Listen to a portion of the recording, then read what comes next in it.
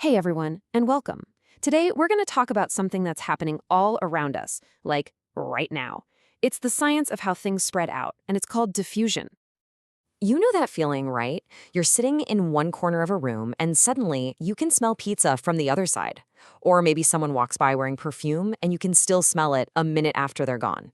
How does that happen? Well, that's exactly what we're going to figure out. That spreading out smell has a name, diffusion. And it's a really simple idea. All it means is that tiny little particles, or molecules, naturally move from a place where it's super crowded to a place where there's more space. They just want to spread out. So here's our game plan. First, we'll get a solid grip on what diffusion is.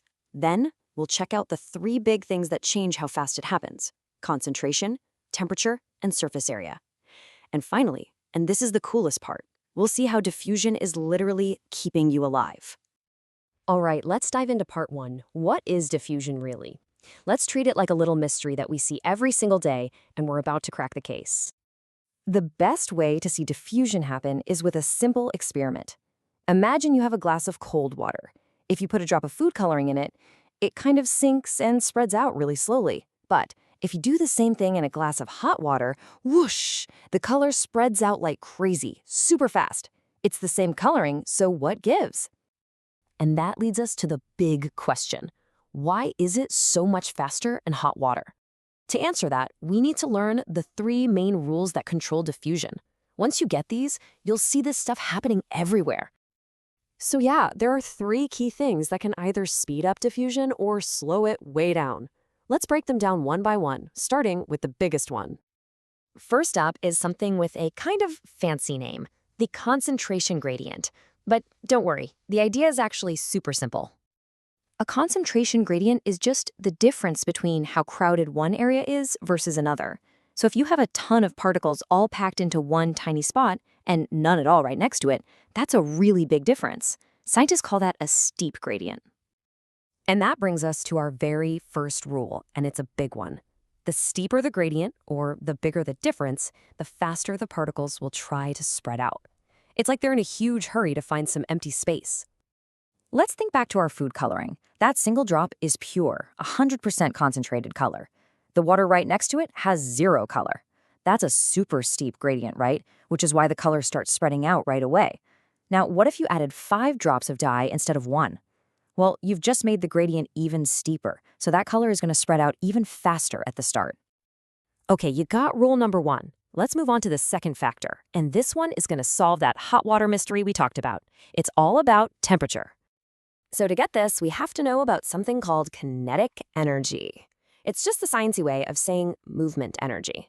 See, all the tiny molecules that make up everything are constantly moving and vibrating. And when you add heat, you give them more kinetic energy, which makes them wiggle and bounce around way faster. So our second rule is pretty much a chain reaction. When you have a higher temperature, you get more kinetic energy. More kinetic energy means the molecules are moving faster. And when molecules move faster, you guessed it, faster diffusion. Think about making a cup of tea. If you put a tea bag into cold water, it feels like it takes forever for the color and flavor to spread out. But in hot water, it happens in no time at all. That's because those super energized hot water molecules are zipping around, crashing into the tea molecules and spreading them all through the cup. All right, let's get to our third and final factor that changes the speed of diffusion: surface area. And this one is a really big deal when it comes to how our own bodies work.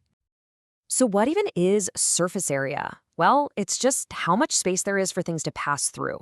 I love this analogy. Imagine a packed movie theater with only one tiny door. It's going to take forever for everyone to get out. Now, what if that same theater had 10 giant doors all around it? People would get out way, way faster. More doors means more surface area for people to move through. So our third rule is just as straightforward. The bigger the surface area, the faster diffusion can happen. More space means more speed. Simple as that. Okay, I know what you might be thinking. Food coloring, tea bags, doors. That's neat, I guess. But why is this so important? Well, this is where it all comes together. Because these three rules are working inside of you right this second to keep you alive. Seriously, your body is a diffusion master. Think about breathing. You need to get oxygen from the air into your blood, and you need it fast. So your lungs are filled with millions of tiny little air sacs called alveoli. If you could flatten all of them out, they'd cover a whole tennis court. That massive surface area lets oxygen diffuse into your blood almost instantly. And it's the same idea in your intestines, which have tons of tiny folds to create a huge surface for nutrients from your food to diffuse into your body. So what happens at the very end of diffusion? What's the goal? Well, it's a state called equilibrium. That's when all the particles are perfectly evenly spread out. There's no crowded spot and no empty spot anymore. For our food coloring, that's when the whole glass of water is just one single color. So, let's do a quick recap. If you ever want to make diffusion happen faster, you've got a few options. 1. Make that concentration gradient steeper. 2. Turn up the heat. 3. Increase the surface area. And of course, there's always the easy way. You can just stir it. And that brings us to one last thought for you. Now that you're a diffusion expert, think about this. Besides just using hot water, how else could you make tea brew even faster? What could you change about the tea bag or the water to speed things up? Pretty cool, right? That's what science is all about, using what you know to understand the world. Thanks for tuning in.